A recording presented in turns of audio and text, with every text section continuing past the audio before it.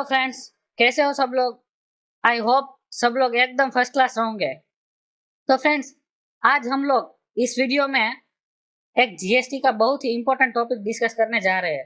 उसका नाम है ब्रांच ट्रांसफर अंडर जीएसटी। तो फ्रेंड्स, ब्रांच ट्रांसफर दो तरह के होते हैं। एक तो विद इन द स्टेट, जिसको हम इंट्रा स्टेट सप्लाई भी बोल सकते हैं, और दूसरा है आउट ऑफ द स्टेट, जिसको हम इंटर स्टेट सप्लाई भी बोलते हैं। तो उसमें पहले हम with in the state like intra state supply को देखेंगे। तो उसमें दो टाइप के ट्रांजैक्शन इन्वॉल्व होते हैं। पहला चीज है कि when separate registration is not taken, that means आपने दो ब्रांच का, जो एक ही स्टेट में दो ब्रांच है, उसका सेपरेट रजिस्ट्रेशन नहीं ले रखा है। तो वो जो सेपरेट रजिस्ट्रेशन नहीं लिया हुआ है एंड आप कोई भी गुड्स और सर्विसेज या तो फिर दोनों ट्रांसफर करते हो, then it will not be treated as supply. And जब वो सप्लाई नहीं कहलाता है तो उसमें जीएसटी की लायबिलिटी भी नहीं आती है। और आपने जब एक ही स्टेट में सेपरेट सेपरेट रजिस्ट्रेशन ले रखे हैं, तो फिर जब आप कोई भी गुड्स एक ब्रांच से दूसरी ब्रांच में ट्रांसफर करते हो, तो फिर it will be treated as a supply, and when it will be treated as a supply, then it is also liable for the GST. उसके बाद है branch transfer out of the state, that is interstate supply. तो friends, अगर दो branch अगर separate separate state में रहती है, तो कंपलसरी आपको सेपरेट रजिस्ट्रेशन उसके लिए लेना पड़ता है। एंड जब आप एक रजिस्ट्रेशन से दूसरे रजिस्ट्रेशन के बीच में गुड्स या तो फिर सर्विस या तो दोनों फिर ट्रांसफर करते हैं, तो उसको सप्लाई ही माना जाता है। And when it is treated as supply, then it is also liable for the GST. तो चलिए फ्रेंड्स, ये जो ब्रांच ट्रांसफर है वो हम एग्जाम्पल की मदद से देखते हैं एक बार।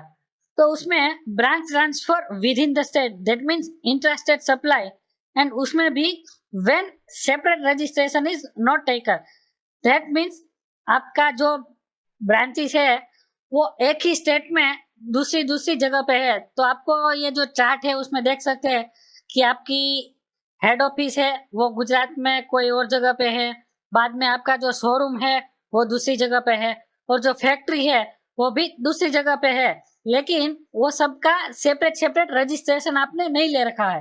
तो आप देख सकते हैं कि ये जो एबीसी एंड को है, उसका हेड ऑफिस, फैक्ट्री और शोरूम वो सब एक ही स्टेट में है, एंड वो लोगों ने इसके लिए कोई भी सेपरेट रजिस्ट्रेशन नहीं लिया है।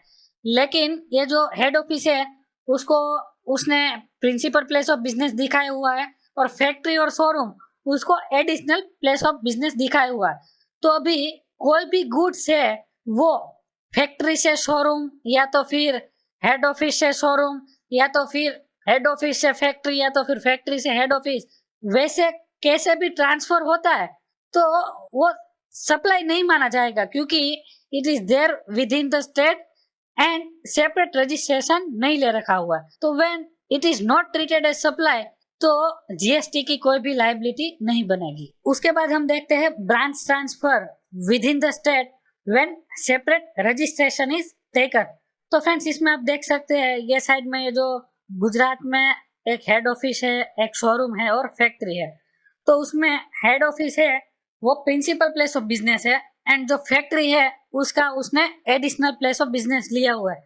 तो हेड ऑफिस और फैक्ट्री का सेम ही रजिस्ट्रेशन है, लेकिन जो शोरूम है उसके लिए उसने सेपरेट रजिस्ट्रेशन ले रखा है।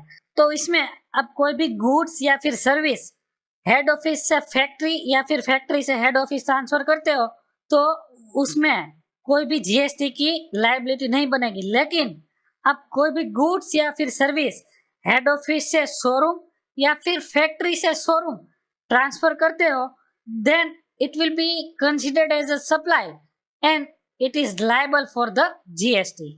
और इसमें जो तीसरा सिनेरियो है वो है branch transfer out of the state, that means inter state supply. तो उसमें क्या है कि आपका जो हेड ऑफिस है वो गुजरात में है, बाद में जो फैक्ट्री है वो महाराष्ट्र में है, और जो शोरूम है वो तेलंगाना में है। तो इसमें आपको कंपल्सरीली सेपरेट सेपरेट रजिस्ट्रेशन लेने ही पड़ेंगे। तो इसमें अगर आप कोई भी गुड्स फैक्ट्री से हेड ऑफिस या तो फिर फैक्ट्री से शोरूम में या तो फिर कोई भी सर्विसेज है जो हेड ऑफिस से फैक्ट्री ट्रांसफर करते हो, it is considered as a supply, and since it is considered as a supply, therefore it will be liable for the GST.